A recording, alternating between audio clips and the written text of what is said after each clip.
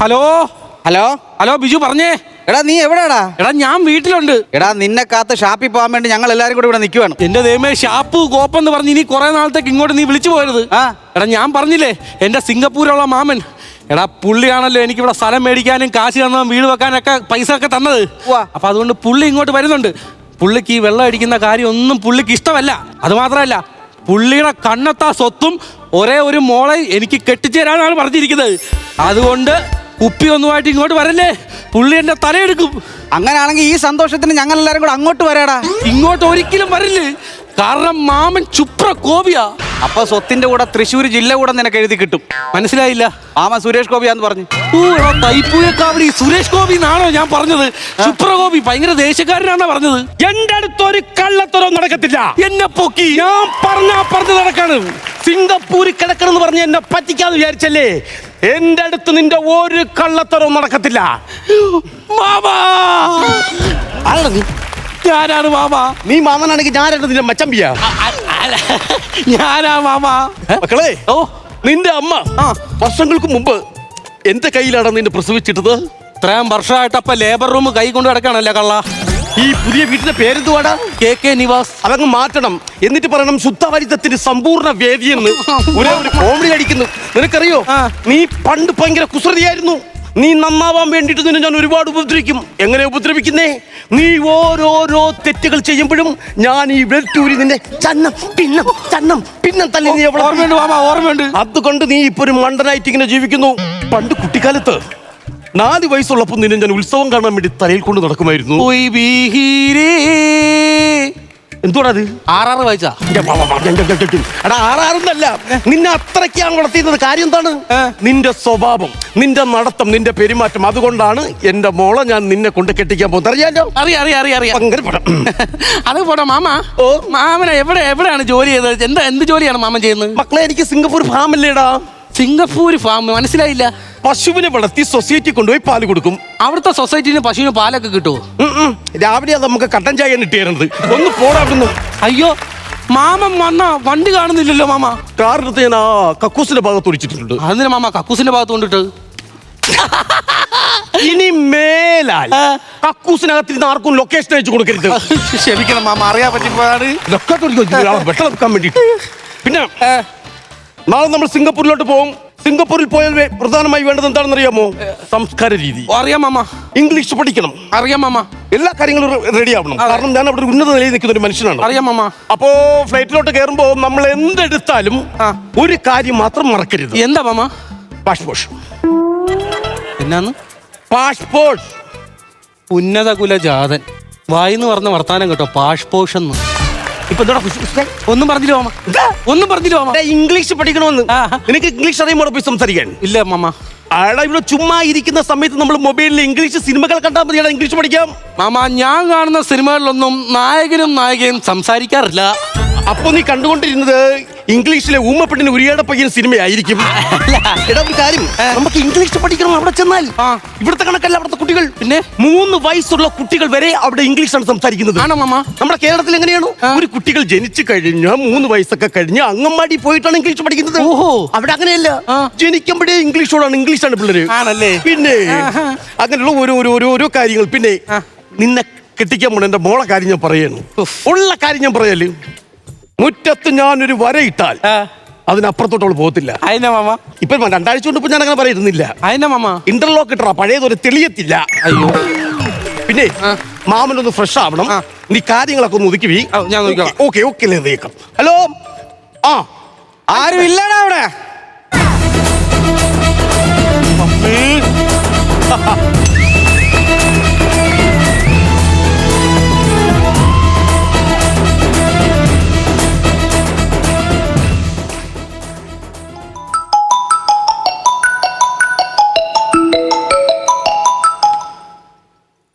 Hello, ഞാനിപ്പോ ചുരിദാറായിട്ടിരിക്കുന്നെന്ന് പറഞ്ഞില്ലേ?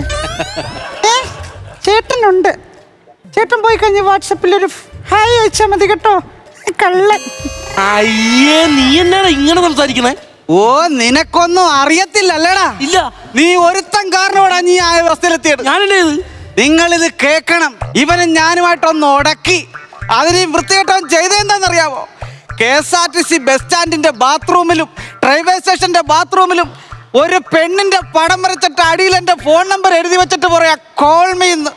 അതിന്റെ അനന്തര ഫലമാണ് ഞാനിപ്പോ അനുഭവിച്ചുകൊണ്ടിരിക്കുന്നത്. ഓരോരുത്തന്മാരും വിളിച്ചിട്ട് ഞാൻ ഉറങ്ങിയിട്ട് എത്ര ദിവസമായെന്നറിയാവടാ. എടാ ഈ വന്ന ഒരു കാര്യം പറഞ്ഞ ഇവിടെ കിടന്ന് ഒച്ചയും ബേളും വെക്കരുത്.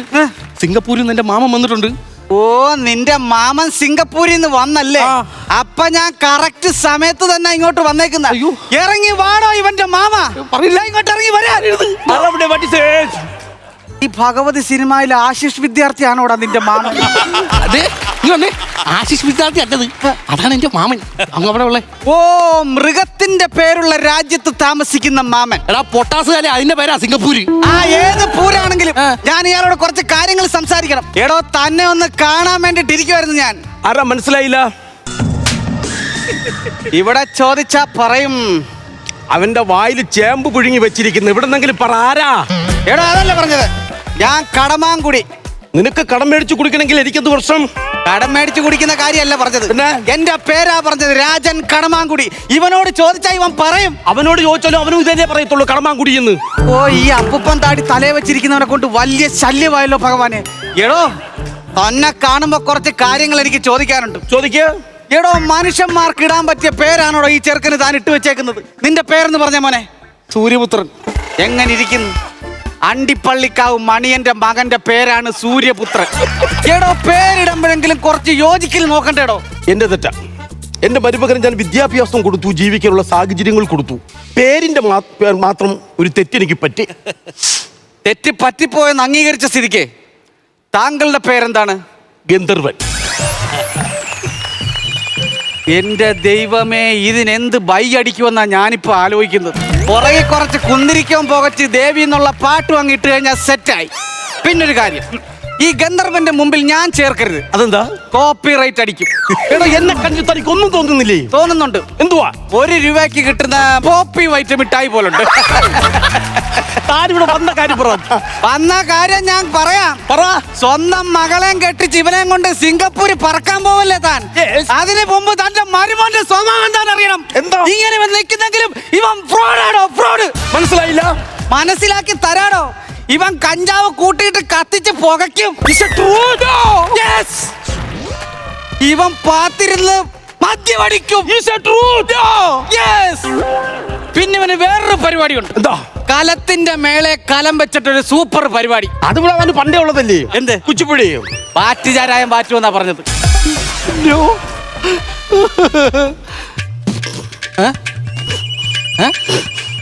ദൈവമേ, എന്റെ മാമൻ പറയുന്നത് എന്താന്ന് മനസ്സിലാക്കിയില്ലെങ്കിൽ അങ്ങേറെ ദുഃഖത്തിൽ എനിക്കും പങ്കുചേരായിരുന്നു. സ്വന്തം ചുണ്ട് കടിച്ചു തിരുന്ന സമയം കൊണ്ട് അവനോട് ചോദിക്കണോ എന്തുവാന്ന്? നിനക്കിതെല്ലാം ഉണ്ടടാ? ഇല്ല മാമ, നമ്മുടെ കുടുംബത്തിൽ ആർക്കും ഇങ്ങനെ ഒരു ദുശീലമില്ല. നിന്റെ ഇളയ മാമൻ രവി, അവനെ കണ്ടുപിടിക്കണം. മദ്യപാനമില്ല, സ്ത്രീകളുടെ മുഖത്ത് പോലും അവൻ നോക്കിലറിയാവോ? ആര്? രവി മാമൻ. നിന്റെ രവി മാമൻ. രവി മാമനോ? എന്റെ ദൈവമേ. എടാ ചെറുക്കാ, നീ ഇത് കേക്കണം. എടാ, പണ്ട് ഞാനും രഘുമാമനും കൂടെ ഇന്ന് TV കണ്ട്. ആ TV-ൽ ഒരു സോപ്പിന്റെ പരസ്യത്തിൽ ഒരു പെണ്ണ് നിന്ന് കുളിക്കുന്നുണ്ടായിരുന്നു. ഞാനൊന്ന് അടുക്കളയിൽ പോയിട്ട് തിരിച്ചു വന്നപ്പോ സ്കൂട്ടർ വയർ ഇട്ട് ഈ പുള്ളി TV തുറക്കുന്നു. എന്താ മാമാന്ന് ചോദിച്ചപ്പോ പറയുവാ, ആ പെണ്ണിന്റെ കയ്യിരിക്കുന്ന സോപ്പ് ഇപ്പൊ തീരും, അടുത്തത് മേടിച്ചു കൊടുക്കാനായിട്ട് വന്നതാന്ന്. അത്രയ്ക്ക് വൃത്തികെട്ടവനാണ് ആ മനുഷ്യൻ. അതൊക്കെ നിങ്ങളുടെ കുടുംബക്കാര്യം, അതൊന്നും എനിക്ക് അറിയേണ്ട കാര്യമില്ല. എന്റെ പൊന്ന് കട്ടപ്പ. എന്താണ് നിങ്ങളുടെ പേര്? ഓ, ഗന്ധർവൻ. ഞാൻ മറന്നുപോയി, അതാ അങ്ങനെ കയറി വിളിച്ചത്. ഇവനെ കുറിച്ച് എനിക്ക് കുറച്ച് കാര്യങ്ങൾ കൂടുതൽ പറയാനുണ്ട്.